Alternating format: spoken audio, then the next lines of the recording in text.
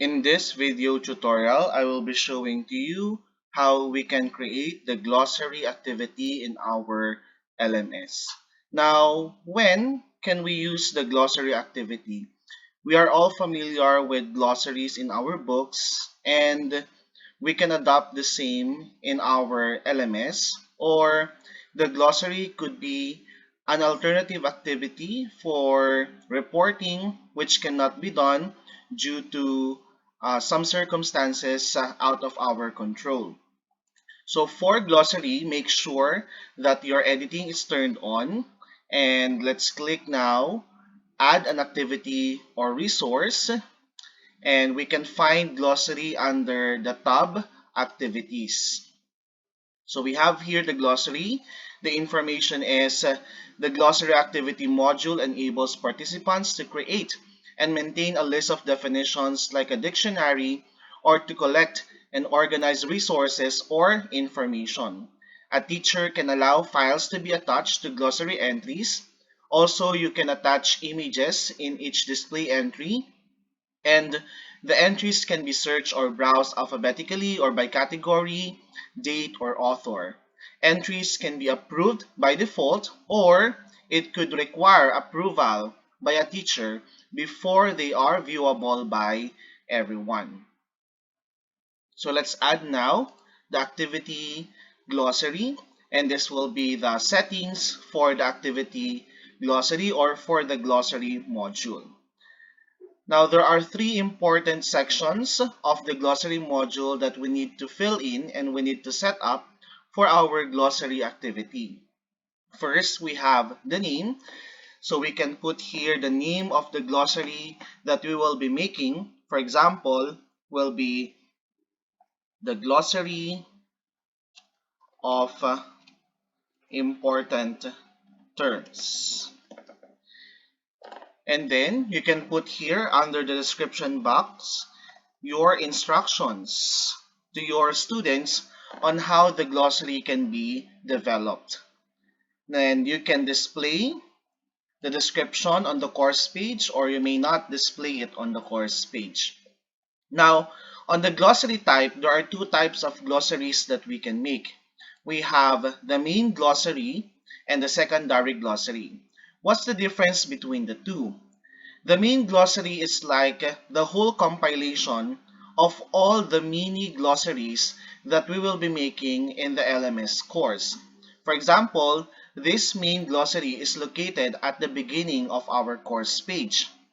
And then throughout the semester, we will be making some secondary glossaries. Now, what will happen with the entries in the secondary glossary? They will be also included in the main glossary. So the secondary glossaries are linked to the main glossary.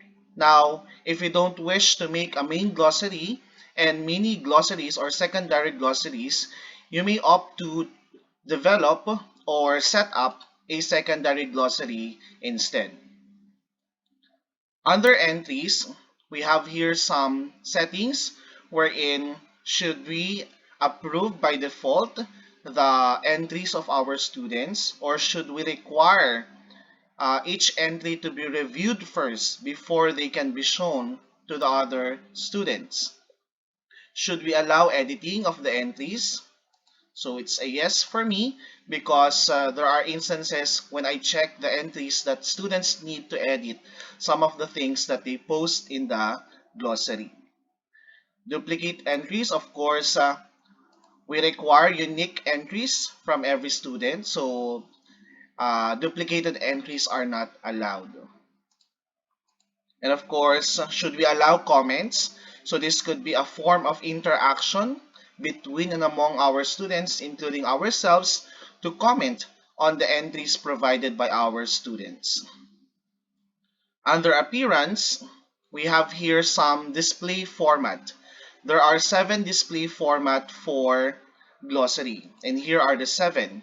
We have simple dictionary style, continuous without author, full with author, full without author, encyclopedia, entry list, and the frequently asked questions. Now, since I'm a fan of reading encyclopedias, I always choose the encyclopedia display format. It's similar with full with author, but attached images are shown in line.